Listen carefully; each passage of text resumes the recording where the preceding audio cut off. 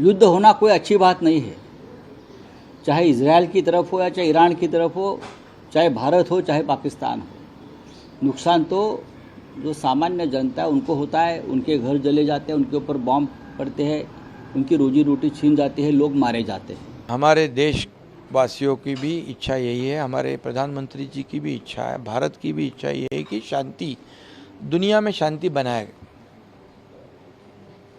बनी रहे, और इसलिए युद्ध से, लड़ाई से किसी का भला ही नहीं होता है।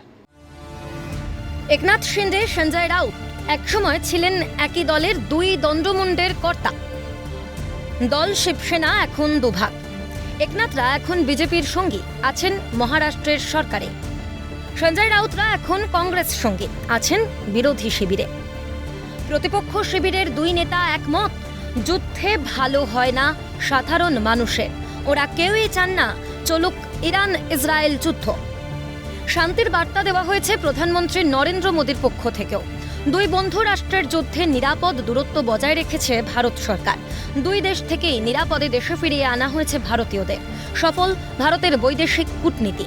সাফল্য ঘরে উঠেছে পাকিস্তানের মদতপুষ্ট জঙ্গি ঘাঁটিগুলির বিরুদ্ধে ভারতের অপারেশন সিঁদুরেও। কাশ্মীরে গিয়ে সেই দাবি করেছেন মহারাষ্ট্রের উপমুখ্যমন্ত্রী একনাথ শিন্দে। কংগ্রেসকে কটাক্ষ করে তার মন্তব্য, পাকিস্তান বুঝে গিয়েছে এটা কংগ্রেসের হাত না, মোদির হাতুড়ি। ऑपरेशन सिंदूर के माध्यम से बहुत तगड़ा जवाब, करारा जवाब दिया। अभी पाकिस्तान भी जान गया है ये अभी पहले जैसा ये कांग्रेस का हाथ नहीं, ये मोदी जी का हथौड़ा है।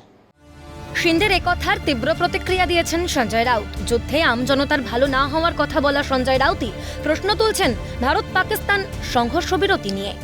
हथौड़ा है मोदी जी का, इसलिए डर के पीछे आ गए ना प्रेसिडेंट ट्रम्प के फोन के बाद। देखो मैंने बोला ना, ये भय और भ्रष्टाचार से पीड़ित लोग हैं, एकनाथ शिंदे जैसे लोग।